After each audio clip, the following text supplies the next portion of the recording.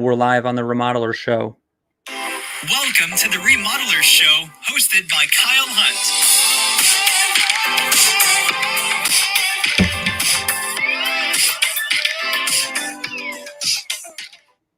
Greetings, my friends.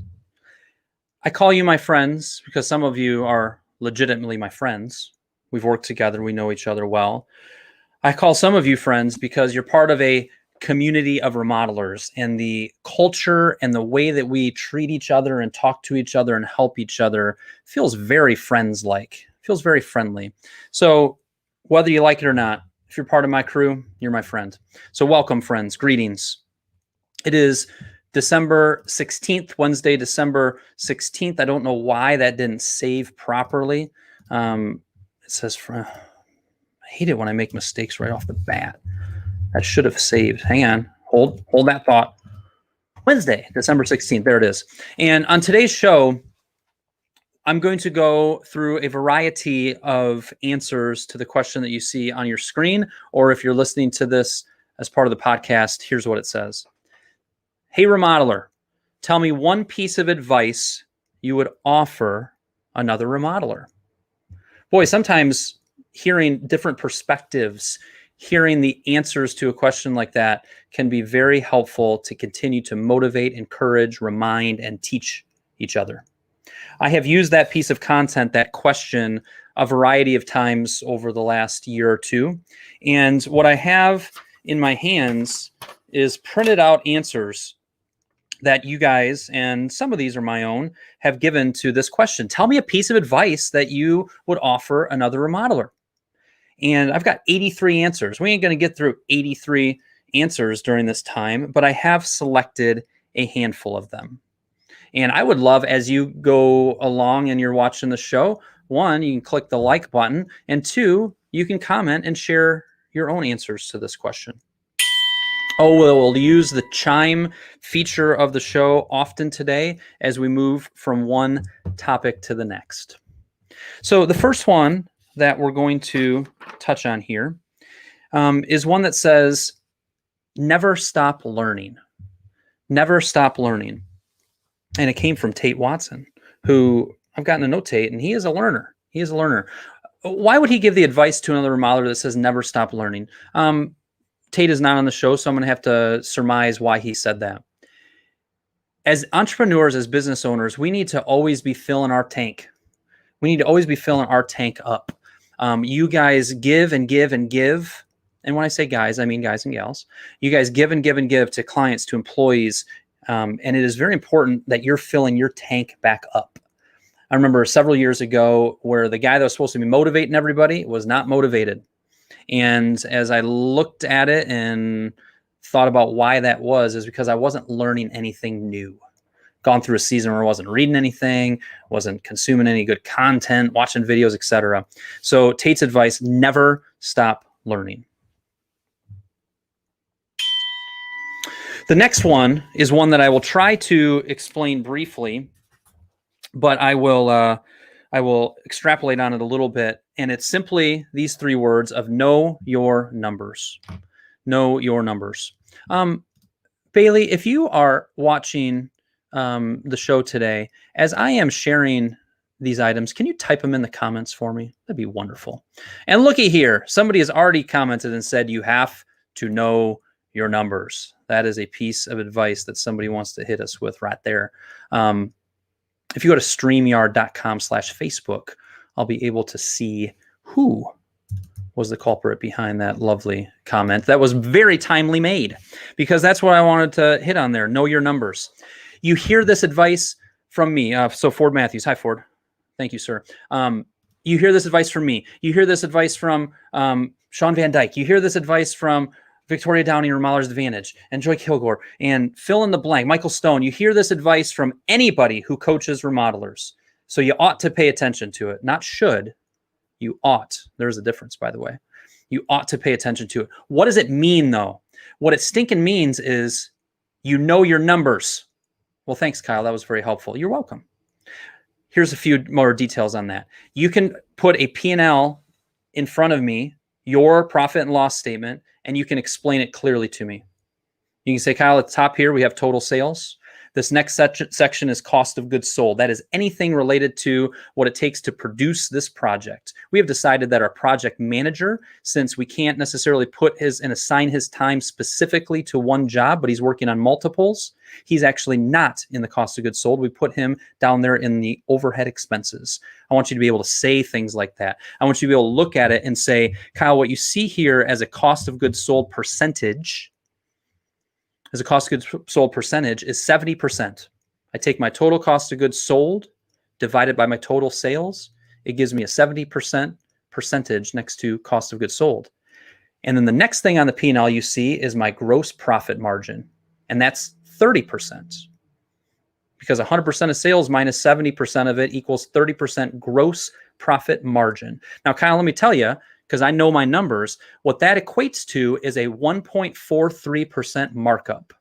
Because when you know your numbers, you know the relationship between markup and margin. You realize that a 30% margin equals a 1.43 and change markup. You know that if you're showing a 40% margin, then it's a 1.67 markup. You know how that relationship works. Okay, you know your numbers. The biggest thing, by the way, if you're stuck on that markup and margin, I'm wrapping up my December course on understanding P&L, understanding how to calculate markup, setting clear goals, and setting up your business budget. If you want to purchase access to that course, it's a great way to dig into knowing your numbers. Just reach out to me and ask me about that course. The other things that come to mind for this, yes, you need to know your estimating. Yes, you need to understand this or that. But the other big thing I'm just going to hit on before I hit the chime and move on to the next piece of advice is job costing. Job costing. You have no reason not to know what your expected gross profit on all of your projects is. You should be able to look at your estimate. You should be able to say, I have $40,000 of costs on this project. I add in my markup and I am selling this at fill in the blank, and I'm expecting to have $13,242 of gross profit on this project. There should be no reason that the expected gross profit isn't very clear for you. In addition to that, you need to have systems in place, keep them simple. They don't need to be crazy complicated, but you need to have a system in place where you can clearly see what your actual costs are. Expected gross profit, actual gross profit. Expected costs on a project, actual costs on a project. This is going to require that every invoice that goes in related to materials and your trade partners gets tagged to a specific job in QuickBooks. This is going to require that you know, at the very least, the number of labor hours that your team in-house has worked on that project. That's at the very least, you have that. Okay. And you need to take the time to look at that. When you know your numbers, when you know your job costing, you are going to become such a stronger remodeler. It's going to affect how you manage your team in the field and how maybe your project manager or others manage the team in the field. It's going to help you understand how you go about estimating. It's going to give you much more confidence in why you charge what you charge. You're going to be much more on top of making sure we are 5P'ing. Proper preparation prevents poor performance before a project starts. There's a course that I'm just going to commit to right here. In 2021, I will be teaching a course on job costing, and I might be as fired up as I ever have been for a course. It's not that hard. It's not that hard. You can do it. And man, when you do it, you can get so much stronger and better as a remodeler. Raise your hand if you're currently not doing job costing consistently. The majority of you, I see you, you're raising your hand. You know, how many of you are doing job costing consistently? The people that raise their hand on that, I can tell you what their P&L looks like. I can tell you without even knowing who it is. If they raise their hand and they know what their job costing is, they know their numbers. They understand how to read their P&L. They understand why they charge what they charge. They know where the slippage is happening, where the grippage is happening. It's so stinking important. I got to move on to the next thing. Okay.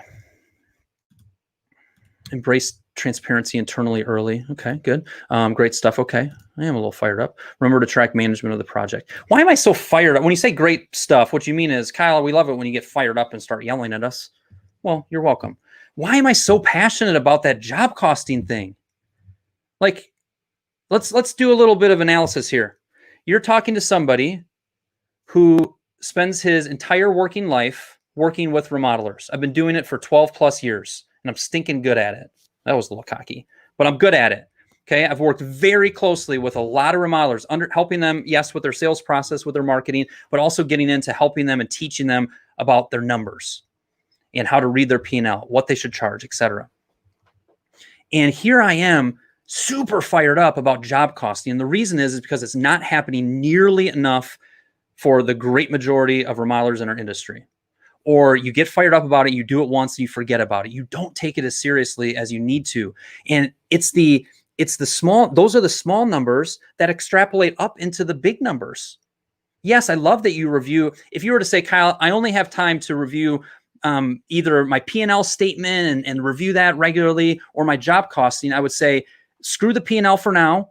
Let's focus in on job costing. You should be able to do both, but let's focus in on the job costing because that's going to turn into the bigger numbers and give you feedback on that. We just got to be disciplined. We got to be hungry to know our numbers. There's a lot of fear around it. Kyle, I don't want to look at my job costing because I already know what it's going to say. I quoted 100 hours on this and it took me 140.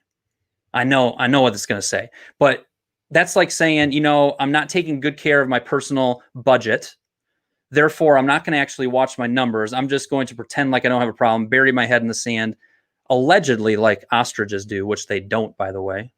And I'm just going to let it. No, you know that you've got to dig in there. You got to get past the fear. You got to take it serious and you got to attack it with enthusiasm unknown to mankind. Okay. Great stuff. Accurate, critical, nuts and bolts stuff, not hyperbole. Okay. Do I speak from hyperbole sometimes? Slippage and grippage. Yes. Slippage, by the way, what slippage is I expected the demo to take 10 hours of in-house labor, and it took me 11 hours. I have slippage of $40 because that's my fully burdened labor rate. I slipped $40 of gross profit margin on that. Okay. Grippage is I quoted 10 hours and only took us 9. I gripped some more gross profit on there. Okay, cool. Next up, let's see. Settle down, Kyle. Good communication with clients and employees is a must. Be very clear with them. Good communication with clients and employees is a must. Be very clear with them. Client communication reduces stress. It's a true statement. And your employees, just touch on that employees, good communication with employees is a must. You think about it. I was talking to a remodeler of mine. He's got a guy in his team that's coming up on his 20-year anniversary with the business. They take good care of him. He's been obviously a reliable, solid employee. It was coming up on the 20-year mark, and I was just talking to my client. I said, Rob, isn't it interesting how this guy who's been with you 20 years, this is his career and his story that he's going to tell people once he retires. A huge part of his identity is working for your business.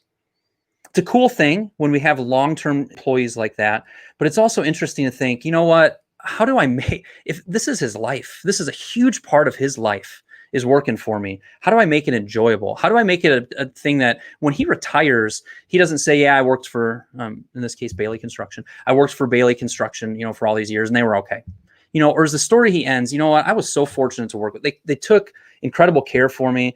They did interesting projects. They always appreciated me. It was an amazing place to work.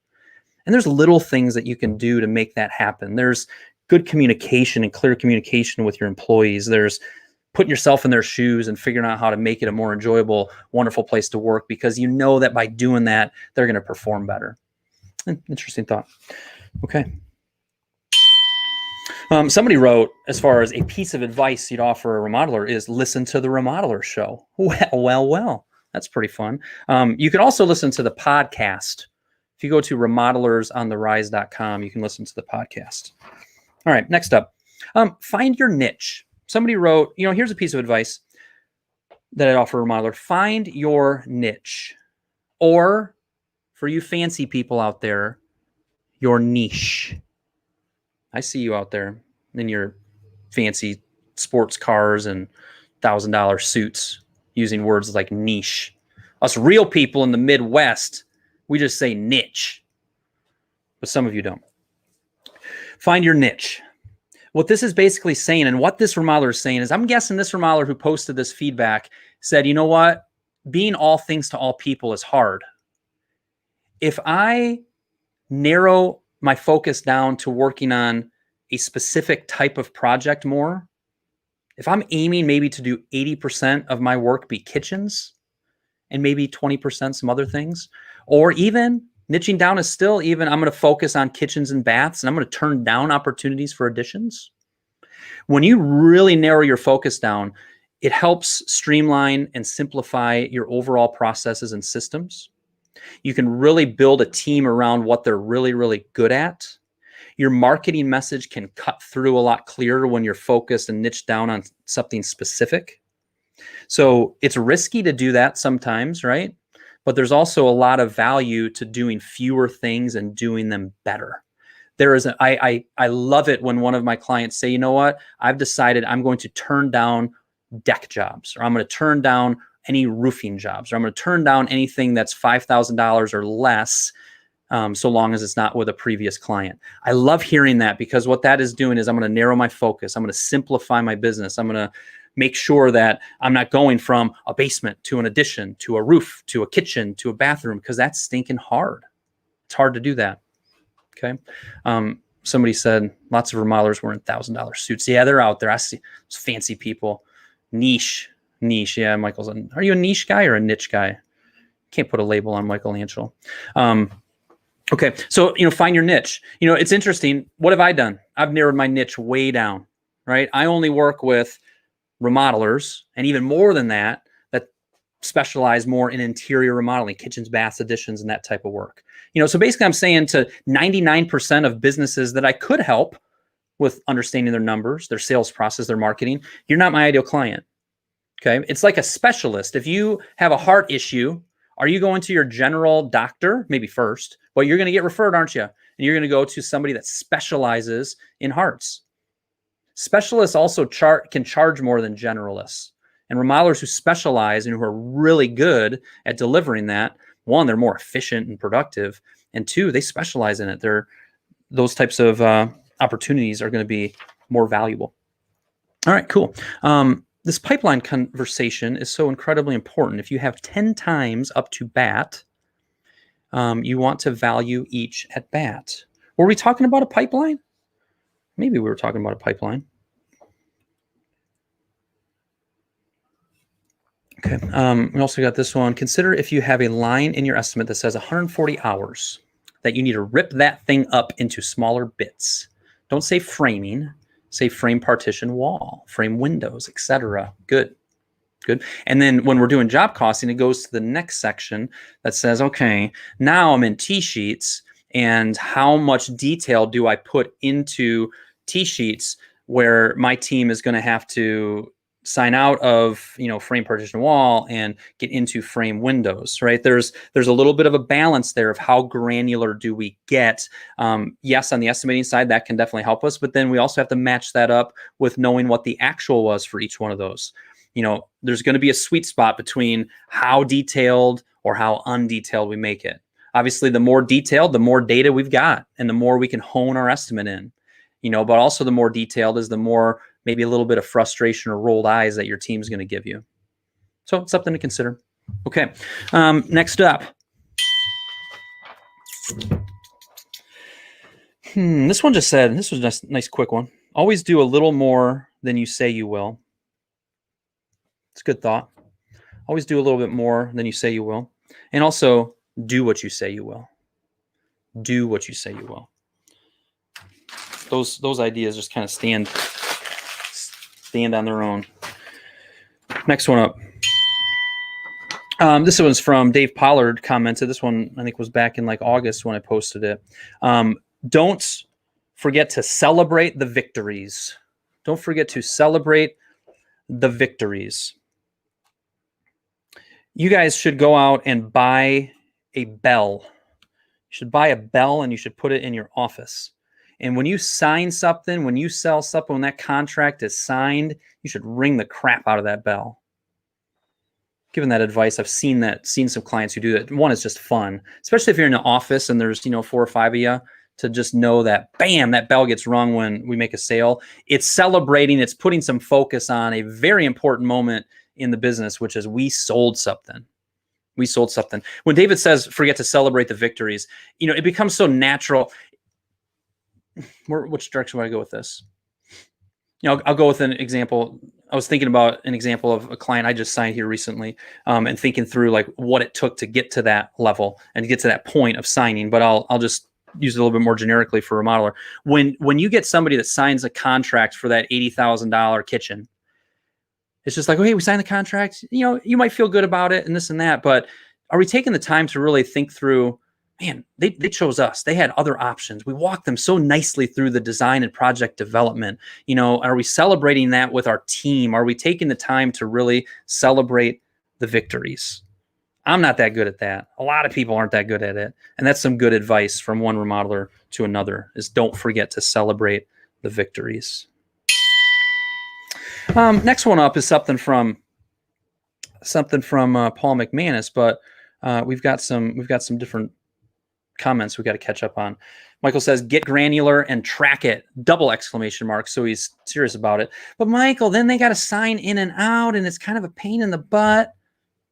All right. They're either going to do it or they're not, right? We need to get an office bell. Yeah, Bailey, we could do that. Go ahead. Permission granted. Psst, do it.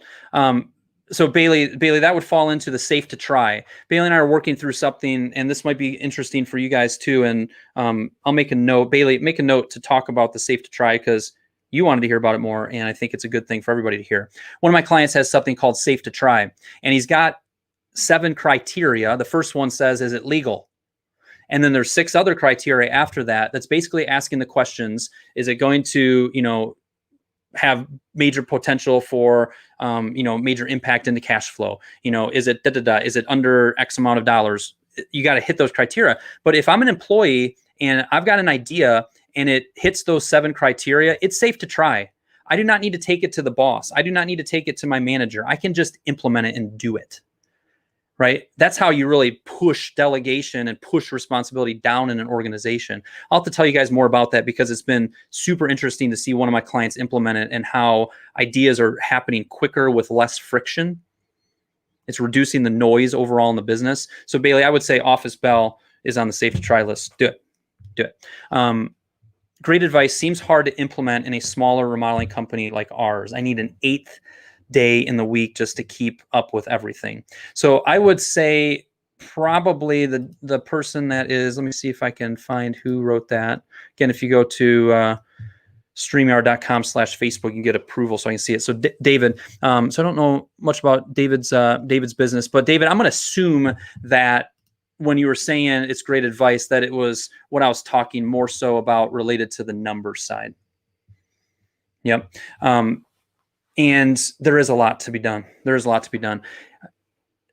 And what else can I say beyond that? I guess, finding some help in the business, getting creative to find some help in the office. There's so many opportunities for virtual assistants. Can you find a virtual assistant who can do some of the $10 an hour work, I call it, so you can focus more on the $100 an hour work and $1,000 an hour work? David, I don't know you, so I don't know your business too well, but the biggest thing I would say is, you got to know your numbers. So, if that means that you watch less Netflix on one night this week, if that means that you put something else off at the expense of getting into your numbers, we gotta get past the, it's hard. It is hard when here's some good advice. When you are a smaller remodeling company and you're wearing most all of the hats, especially if you're out in the field doing some work, right? Doing some swinging the hammer still, and you still have the demands of estimating and design and invoicing and marketing and everything else. It's extremely hard. So if it feels hard when you're a smaller remodeling company, it's because it really is. But how do you get from there to the next level of things, where you start knowing your numbers, where you start charging more, where you start doing different things? It's called hustle and focus. and saying, you know what, I'm so sick of not knowing my numbers and wondering where all the stinking money's going that come hell or high water, no matter what, I am going to know my job costing. No more excuses. No more, I don't have time for it. Tough love, Dave. I don't know if that is helpful, but there comes a point where we just got to be like, I got to push through that. Okay. I hope that's helpful, my man. Okay. Next up. Paul said, invest in your staff. Invest in their training and growth. Invest in their happiness. Invest in their financial success. He's all focused there on his team, on his staff. Invest in their training and growth. Invest in their happiness. Invest in their financial success. You know, I hit on it a little bit when I was talking about that client of mine who's got somebody that's been with them for 20 years. I would say when it comes to the training and growth, so many companies are underfunding training and growth.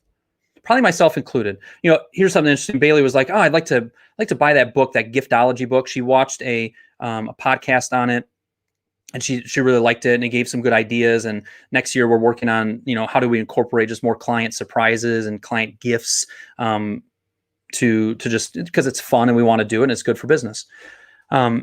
And I said, well, buy that book, put it on the card, right? So, well, that's easy, right? Okay, $15, $18 or whatever it was. That's an easy decision.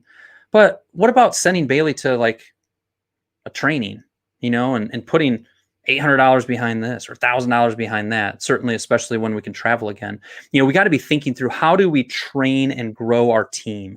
How do we have more meetings where the meeting is just about, hey, everybody, read chapter 1 in this book and let's get together and we're going to spend an hour, or we're not doing anything else. We're actually just learning together.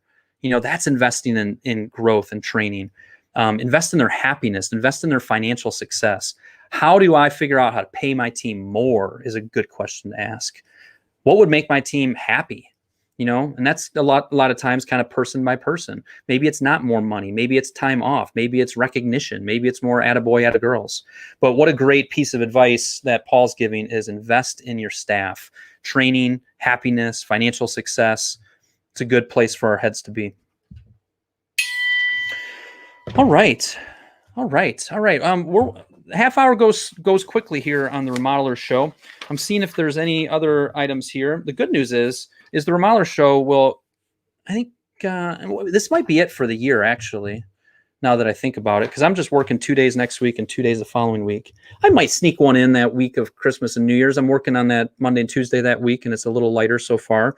So we might have one more, the Remodeler Show, yet in 2020. But the goal is to do this twice a week. And when we head into January, how would I like to conclude today's Remodeler Show? We touched on a lot of different topics. I won't recap them all right now, partially because I crumpled up the sheet and I threw it, so I don't have it in front of me. But I would say this is the time, a good time of the year. I've been spending a decent amount of time the last week or two and plan on it the next week or two of really evaluating the year, evaluating where things are in the business. Yes, financially. Yes, in workload, how things are going on the personal front.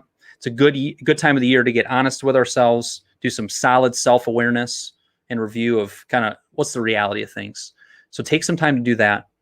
And then I am convinced that if we don't have some clear goals we're shooting for, or a clear goal we're shooting for, we're not going to be as motivated. So I'm in this headspace right now of, yes, think through all of your 2021 business goals. See if there's kind of a theme that's emerging, kind of a main theme for the year, you know, around maybe a certain idea or a certain area of improvement.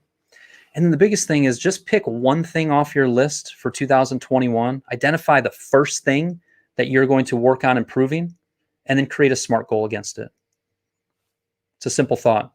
Don't go with 5 different goals and try to work on a bunch of different things, but focus on one thing. What's the first thing on that 2021 improvement goal list? Find that one thing and then create a SMART goal against it. Make it specific, measurable, attainable, realistic, time-bound. Okay. All right. So we can talk about that. Year-end wrap-up and predictions for 2021 show. Yeah, maybe we'll do something like that. Christmas and New Year's there. First time listening. Cool. Who's that? First time listening. Daniel Folks. I think I pronounced that correctly. Daniel Folks, welcome. Hope you enjoyed today's show. You can always go back and listen to it. And excellent. Daniel did comment. I clicked on his name here. And he commented on the old frog post and whatnot. Okay, my friends, have a very Merry Christmas, Happy Hanukkah as well to some of you. Take time to recharge the batteries this next week or two. Finish the year strong. If you don't know what your tax liability is, get stinking appointment with your CPA and get that figured out so you still have a little time to move some things around. And continue to always be learning. Keep fired up. Keep your tank filled. And hopefully today's show helped you do that as well. Much love.